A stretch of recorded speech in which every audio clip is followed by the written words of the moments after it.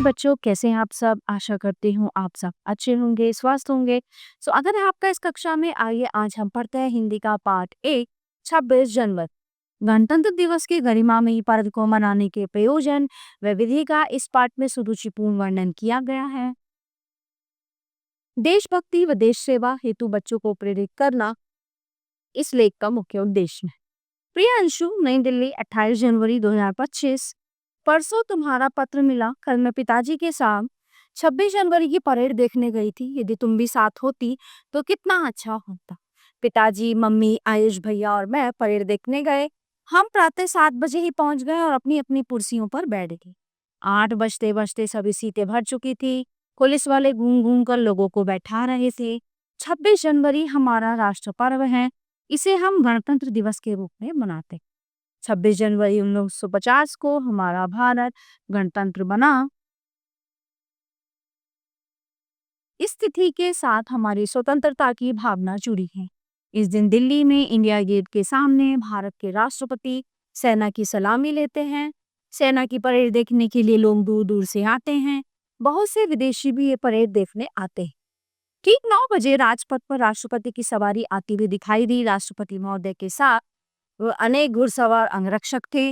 उनकी लाल वर्दी दूर से चमक रही थी। राष्ट्रपति अपनी बग्घी से उतरे। प्रधानमंत्री, सेना अध्यक्ष तथा अन्य मंत्रियों ने खड़े होकर उनका स्वागत किया। राष्ट्रपति ने उन सबका अभिवादन स्वीकार किया। सलामी मंच के निकट राष्ट्रध्वज लगा था। राष्ट्रपति ने इसे फहराया। 21 तोपों की सलामी दी गई। राष्ट्रपति को है अपने स्थान पर विराजमान होगा।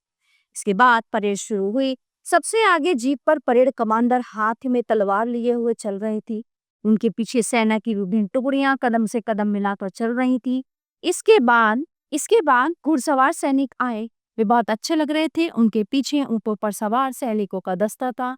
राजस्थानी वेशभूषा में इनकी छटा देखते ही बनती थी। घोड़ों और ऊंटों के बाद बड़ी बड़ी फौजी गाड़ियां एवं तोपें निकली। उनके पीछे धड़ धड़ करते टैंक चले आ रहे थे।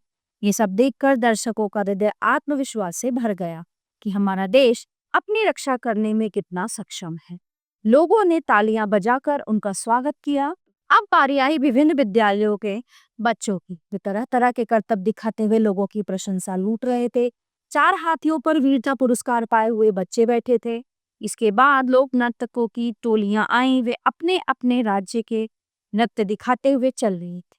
अब भारत के विभिन्न राज्यों की झांकियां निकलनी शुरू हुई। इन झांकियों में सजावट की प्रतियोगिता थी। ये झांकियां खुली गाड़ियों पर सजी हुई थी जो अपने अपने राज्यों की प्रगति को दर्शा रही थी। उद्यान विभाग की झांकी पूरी तरह फूलों से सजाई गई थी। यही झांकी सर्वश्रेष्ठ मानी गई। अंत में आकाश में भारतीय वायुसेना के लड़ाकू विमानों ने उड़ानें भरी और अपने करतब दिखाए। उन्होंने आकाश में रंग बिरंगे गुब्बारे और तिरंगे झंडे उड़ाए। ये दृश्य बहुत सुंदर लग रहा था। अंशु, अगले वर्ष तुम भी दिल्ली आकर इस परेड को अवश्य देखना। चाचा जी और चाची जी को मेरा प्रणाम कहना। तुम्हारी प्यारी बहन नेहा। प्यारे बच्चों, ये पाठ यहीं पे समाप्त होता है।